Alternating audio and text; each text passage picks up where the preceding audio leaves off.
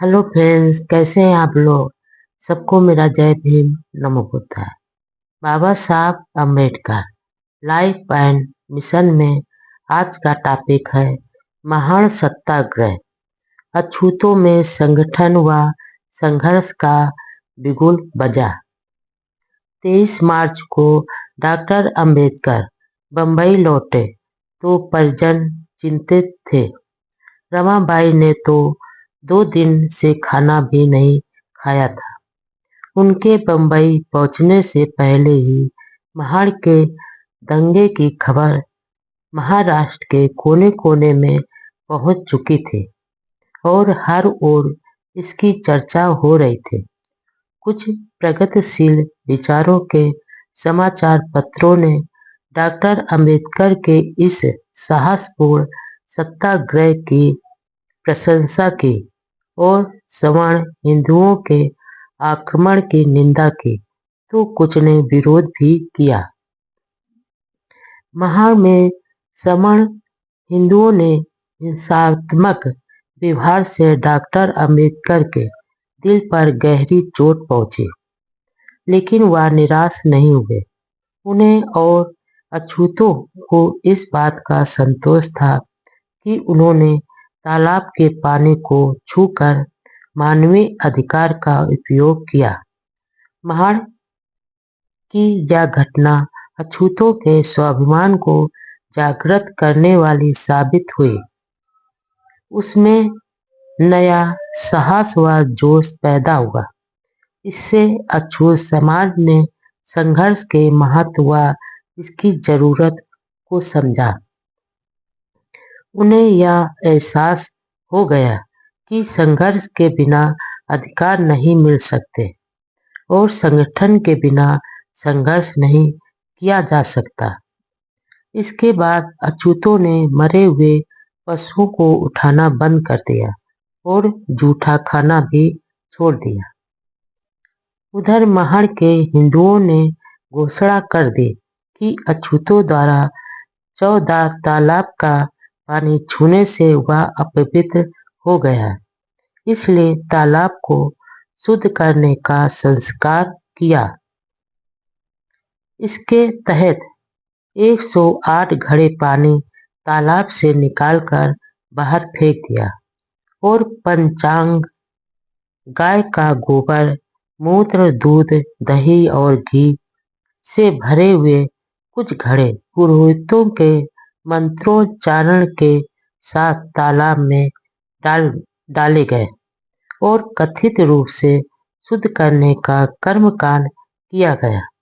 इसके बाद सवर्ण लोग पहले की तरह तालाब के पानी का उपयोग करने लगे। महाड़ सत्याग्रह पर दामोदर सावरकर ने एक पत्रिका में लिखा, अपने धर्म बंधुओं को बेवजह पशु से भी नीचे समझना और अछूत मानना मनुष्य जात व स्वयं का अपमान करना है। अपने धर्म व और खून से हिंदू व्यक्ति के स्पर्श से पानी अपवित्र हो जाता है, यह विचार माना ही नहीं जा सकता।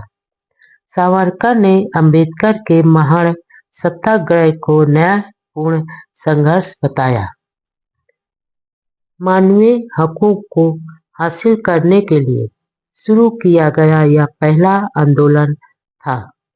हिंदुओं के इस हिंसात्मक व घृणित व्यवहार से डॉक्टर अंबेडकर के दिल पर गहरी चोट पहुंची, लेकिन वे किसी भी सूरत में निराश नहीं हुए। वे जानते थे कि सदियों से जमी हुई रूढ़ियों पर चोट करने वाले व्यक्ति पर रूढ़वादी समाज आघात करता है, इसलिए वे इसका सामना करने के लिए तैयार थे। लेकिन उन्हें और अछूतों को इस बात का संतोष था कि उन्होंने तालाब के पानी को छूकर अपने नागरिक अधिकार का समर्थन कर उपयोग किया। इससे उनमें तथा साथियों में नया साहस व जोश पैदा हुआ। अछूतों के उद्धार के आंदोलन में महान सत्याग्रह एक नई दिशा की ओर रखा कदम था, जो अछूतों की मानसिक क्रांति का परिचायक था। इससे अछूत समाज में संघर्ष के महत्व तथा जरूरत को समझा। उसमें स्वाभिमान की भावना पैदा हुई। उन्हें एहसास हुआ कि संघर्ष के बिना छीने हुए अधिकार नहीं मिल सकते और संगठन के बिना संघर्ष नहीं किया जा सकता। सुधारवादी हिंदू भी सत्याग्रह में अछूतों के साथ थे। आंदोलन के दौरान गिरफ्तार किए गए 8 लोगों में से 7 को 6 जून 1927 को 4-4 महीने की सजा सुनाई। वह भी इसलिए हो पाया क्योंकि जज एक गैर हिंदू था। बाबा साहब ने बाद में कहा कि यदि सवर्ण हिंदू जज होता तो हमें न्याय नहीं मिलता, और यदि पेशवाओं का राज होता तो इस तरह के सामाजिक आंदोलनकारियों को हाथियों के पैरों तले कुचल दिया गया होता। उन दिनों पेशवा शासन काल में पुणे में अछूतों को थूकने के लिए गले में मिट्टी की हांडी लटकाकर तथा अपने पद चिन्हों को मिटाने के लिए कमर पर पेड़ की डाली बांधकर सड़कों पर निकलना पड़ता था। सुबह व शाम को जब छाया लंबी होती थी तो अछूतों की छाया सवर्णों पर न पड़े, इसलिए वे घरों से बाहर ही नहीं निकलते थे। महत्वपूर्ण बात यह है कि सभी सवर्ण बाबा साहब के आंदोलन के खिलाफ नहीं थे। जो प्रगतिशील विचारों के हिंदू थे और अंबेडकर के विचारों के साथ थे, उन सवर्णों को रूढ़वादी हिंदुओं ने बाद में बहुत परेशान किया। महाड़ में सनातनी हिंदुओं में तालाब को शुद्ध करने के लिए 108 घड़े जल तथा पंचांग डाला। इसके बाद वे पहले की तरह उपयोग में लेने लगे। ध्यान रहे कि वहां के मुसलमानों ने तालाब के पानी को कभी अशुद्ध नहीं माना। यही नहीं, कुछ सवर्ण सुधारवादी नेता भी इस शुद्धि के खिलाफ थे। बापूराव जोशी ने शुद्धिकरण के खिलाफ कथित रूप से शुद्ध करने से पहले तालाब में कूदकर स्नान किया, लेकिन बाद में बापूराव को सवर्ण बिरादरी से बाहर कर सजा दी। महान सत्याग्रह हिंदू समाज की जात व्यवस्था को ललकारने वाला कदम था। यह नए युग की शुरुआत थी।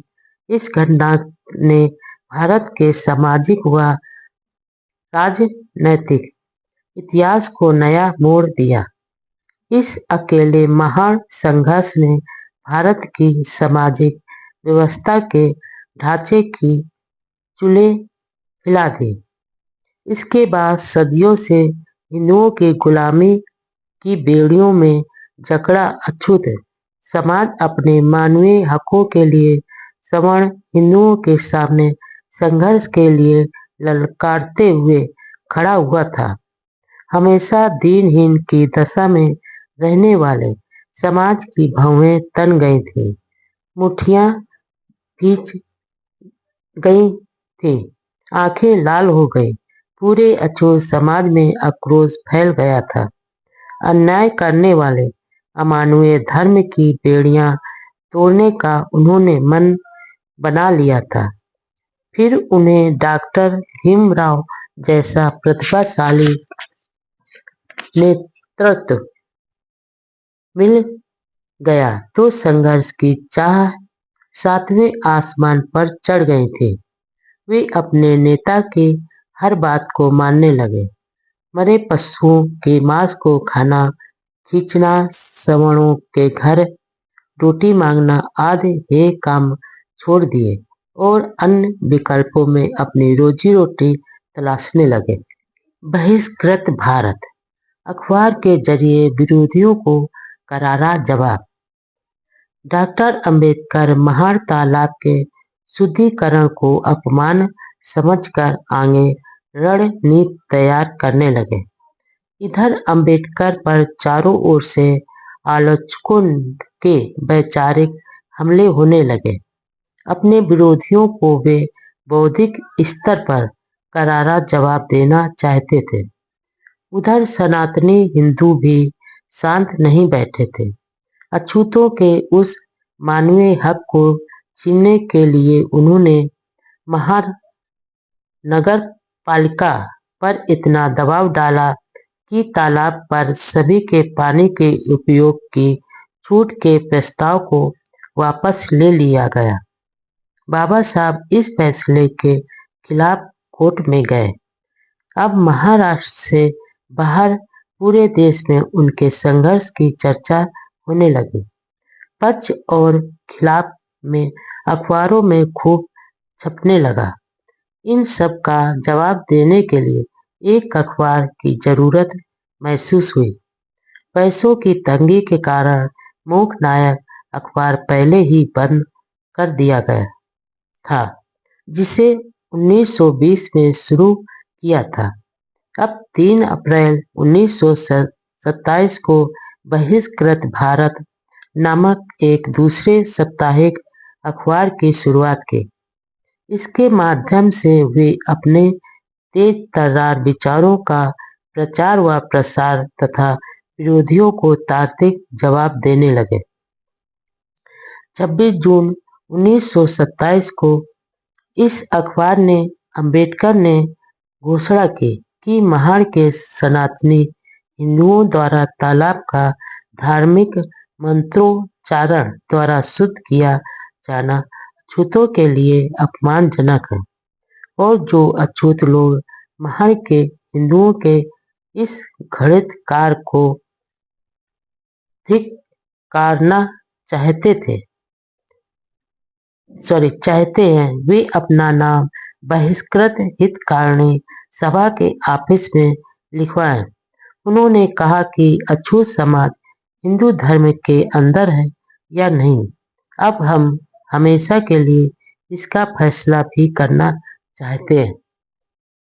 3 जुलाई 1927 के डॉक्टर अंबेडकर ने बम्बई के सर कौसजी जहांगीर हॉल में अछूतों की सभा में कहा, सत्याग्रह यानी युद्ध, लेकिन इस युद्ध में तलवार, बंदूक, तोप, बम जैसे हथियारों का उपयोग नहीं करना।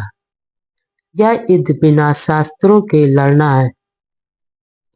इसके बाद अंबेडकर ने महाड़ में एक और सम्मेलन करने का फैसला किया। पहले के सत्याग्रह के बाद अनेक सुझाव और पत्र आने लगे। कुछ समाज सुधारक समझते थे कि बाबा साहब ब्राह्मण समाज के विरोधी है। वे ऐसा इसलिए सोचते थे कि क्योंकि ब्राह्मण जाति आधारित वर्ण व्यवस्था के ज्यादा समर्थक थे। लेकिन सच्चाई यह थी कि अंबेडकर ब्राह्मणों के कतई विरोधी नहीं थे। वे तो ऊंच नीच को मान्यता देने वाली जात पात की व्यवस्था के समर्थक, ब्राह्मणवाद के विरोधी थे। पुणे के सत्य शोधक आंदोलन के 2 प्रमुख नेताओं जवलकर और जेधे ने उन्हें एक पत्र में लिखकर कहा कि वे महाड़ के इस आंदोलन का पूरा समर्थन करते हैं तथा इस सत्याग्रह में शामिल होना चाहते हैं, लेकिन इस शर्त पर कि कोई भी ब्राह्मण उसमें भाग नहीं ले। इस पत्र का बाबा साहब ने जो उत्तर दिया वह ऐतिहासिक महत्व का है और उनकी मानवतावादी विचारधारा को स्पष्ट करता है। 29 जुलाई 1927 को बहिष्कृत भारत अखबार में उन्होंने लिखा, मेरा संघर्ष जात आधारित वर्ण व्यवस्था के समर्थन करने वाले तत्वों के साथ है, किसी व्यक्ति या जात से नहीं। इस सत्याग्रह में पुणे की एक ब्राह्मण बहन अपनी पति की सहमत से शामिल होना चाहती है, तो उसे क्यों रोकूं? मेरा संघर्ष ब्राह्मणवाद से है। प्रगतिशील और मानवीय प्रवृत्ति के ब्राह्मणों की सहायता को मैं क्यों नकारूं?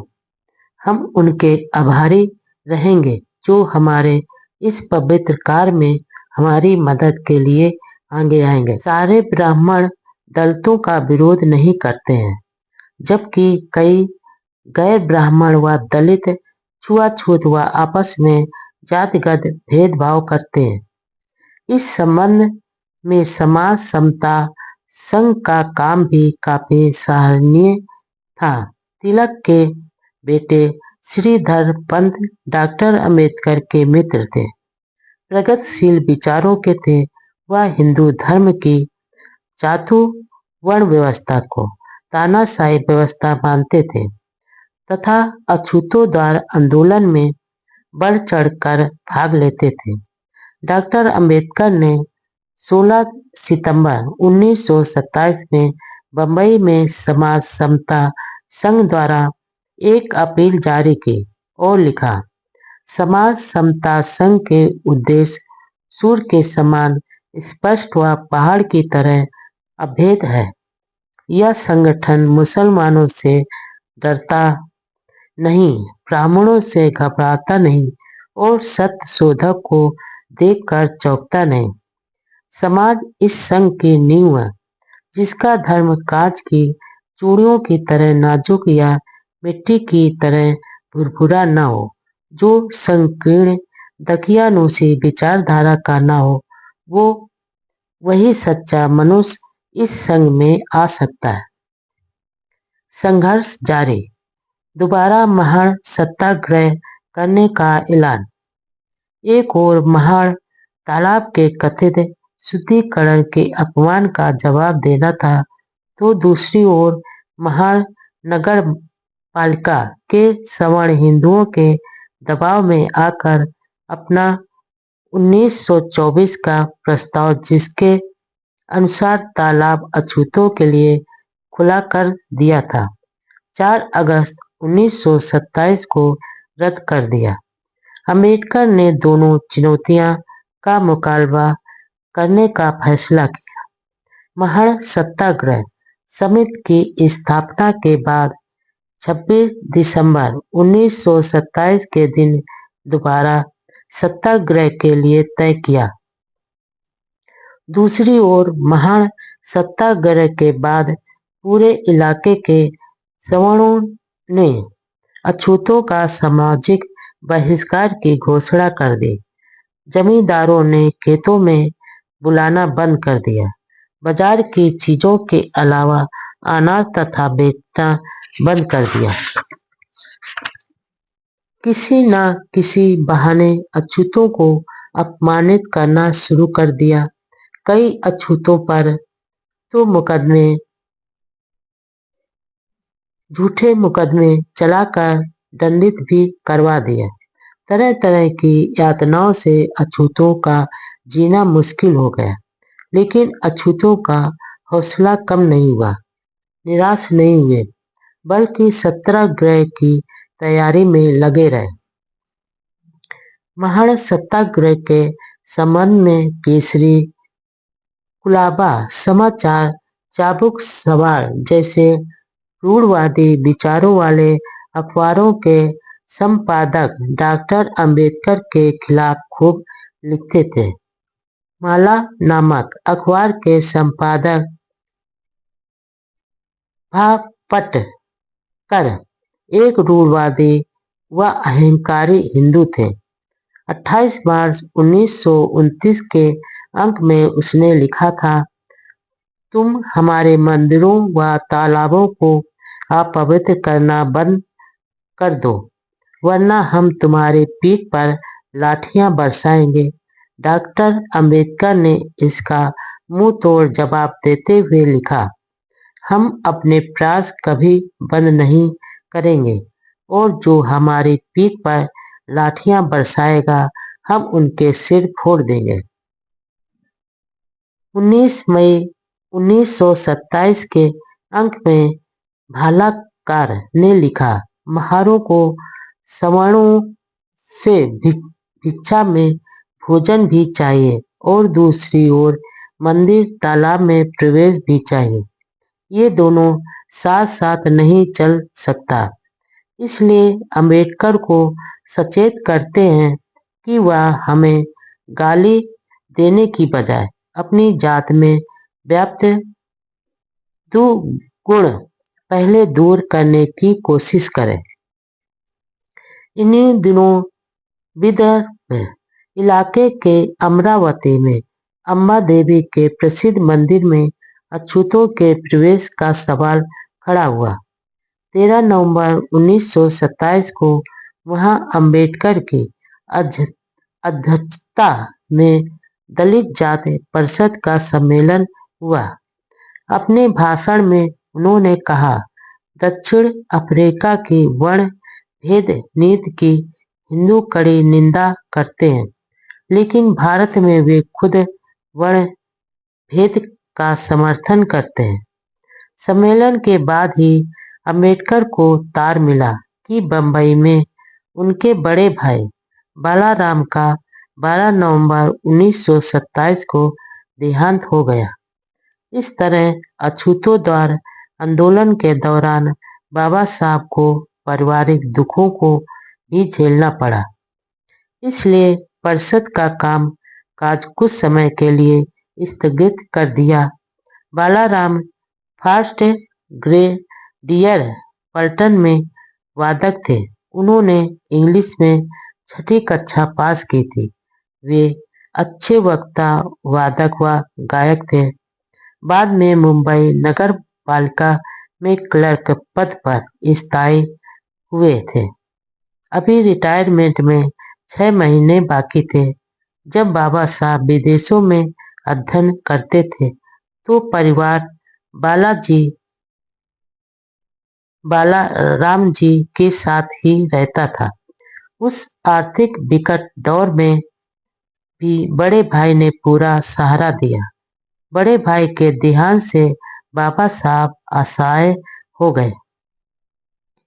बाबा साहब का बहुत दुख हुआ कि वे अपने बड़े भाई के अंतिम दर्शन भी नहीं कर सके। सामाजिक कार्यों को प्राथमिकता देने के कारण अपने परिवार को समय नहीं दे सकने वाले डॉक्टर अंबेडकर जैसे महापुरुष विरले ही हुए हैं। बड़े भाई बालाराम जी बहुत दयालु व निर्भीक व्यक्ति थे।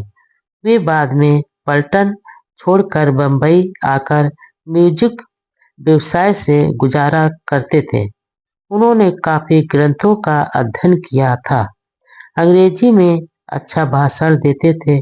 बाद में बंबई म्यूनिसिपल पार्टी में क्लर्क की नौकरी मिली। वे सामाजिक आंदोलनों में भी बढ़ चढ़कर भाग लेते थे। बाबा साहब जब विदेशों में अध्ययन करते थे तो पीछे आंदोलन की बागडोर इन्होंने भी ही संभाल रखे थे। वे युवाओं को सामाजिक क्रांति के लिए आह्वान करते थे।